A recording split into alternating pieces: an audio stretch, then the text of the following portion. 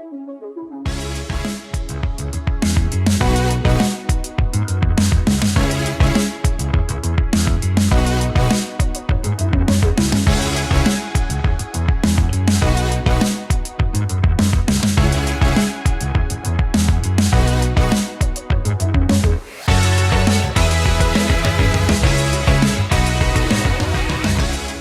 morning, Phoenix, and welcome to our third episode of Discovision. I'm Selma. And I'm Beck. Today is the election day, the final reveal between Kamala Harris and Donald J. Trump for the next presidential term. On Friday night, Camas High School had the last home football game of the year against Skyview. Dr. Dan just announced that Intersession has been paused for this school year. In his words, this year we will be focusing our energies on classroom-based projects that are tied to real-world situations. On Tuesday, November 12th at 10:45 during WIN, AmeriCorps is visiting the Student Center. AmeriCorps is a post-high school program where students can serve their country by helping others, while also creating opportunities to help pay for students' college expenses.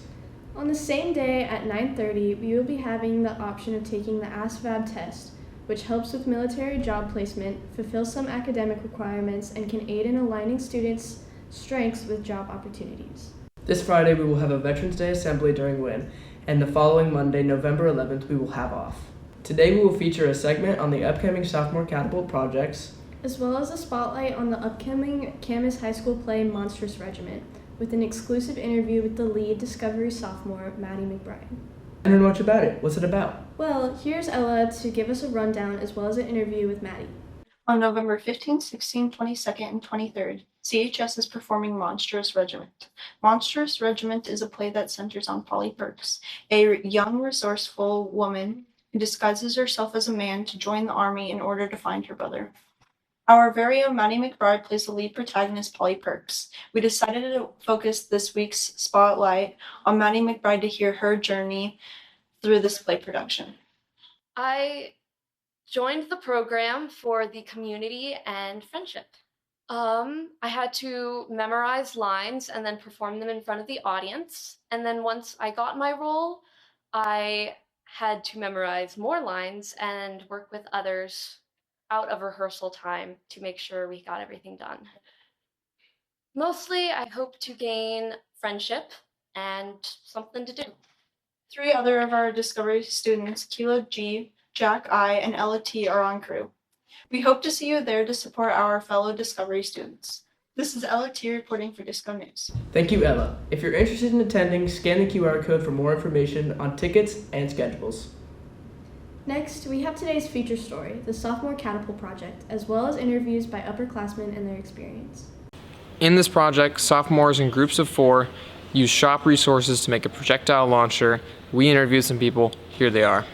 So this is the project for STEM 2. It is our projectile launch into learning project. This is our calendar wall. If you ever want to know what's happening, it's here. Our driving question is what makes a projectile design innovative and successful? So in STEM 2, we are working on some science and math principles and creating launchers where we culminate by launching tennis balls at each other in the commons. And it's a really good time. So really what we're doing is we're looking at a lot of some science behind these, specifically like looking at free body diagrams, highlighting the force, reduced or increased due to variable changes. We're evaluating our launchers based on transitioning energy. And then we're looking mathematically at the parabolic curves that these make, writing those equations, showing them graphically, and being able to do a lot of trials and calculations, probability for our launchers and assessing whether or not they're going to be successful. And then we end with a huge competition, a variety of different challenges that we do, like how accurate it is, if it can hit a target, if it can make it into a basket, and all that good stuff. So it's a fun time. We'll be in the shop with Mr. Cavill, building things and catting. And that's our project.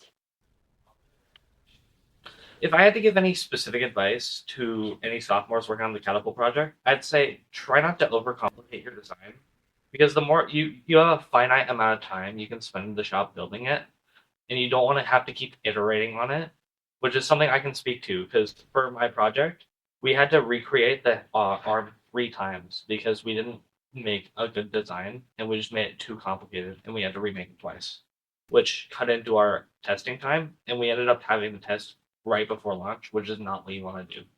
So if I had to give any overall advice, just try not to overcomplicate it. Try to make sure that you're getting your design like approved early, so you have as much time as you can get in the shop. And yeah, that's what I'd say. Okay. All right. So tips I would give sophomores would be do a lot of research. Don't over engineer it. The thing I enjoyed the most about the project was the rebuild process. Break it, rebuild it. We did pretty well. We started off with a ballista design and realized that really wasn't very good because you keep breaking it. It has too much power for the materials that we were given. So we decided to switch it up to slingshot, and that worked really well. The best advice I could give you for building your catapult would be to keep it simple. Thank you for your responses and hope future sophomores are excited for this project and ready. Thank you, Brady and Garrett, and good luck to everyone on their catapults. Now we have our weather and lunch segments with Evan and Cameron. Hello, I'm Evan Hansen, your weather reporter. The weather for next week is mixed. It's consistently rainy and cloudy with a twist on Wednesday and Thursday, with slight sunshine but still cold temperatures. So be sure to wear your rain jacket or bring an umbrella. This weekend we'll be back to cold and rainy. Stay warm, Phoenix. Here's our special lunch menu for November 5th through 11th. Please note that the images are not representative of the received product. For today, we have Buffalo Ranch Chicken Quesadilla and some barbecue chicken pizza. There's plenty of stuff here today for our chicken fans. On Wednesday, we have baked chicken and Asian brown rice, some BLT burgers, and supreme pizza. On Thursday, the barbecue chicken pizza returns with the addition of the tuna melt. And on Friday, we have the mozzarella and roasted vegetable panini and turkey sausage, egg, and cheese burritos. If you prefer meat, don't worry. We've got you covered with the Meat Lovers Pizza.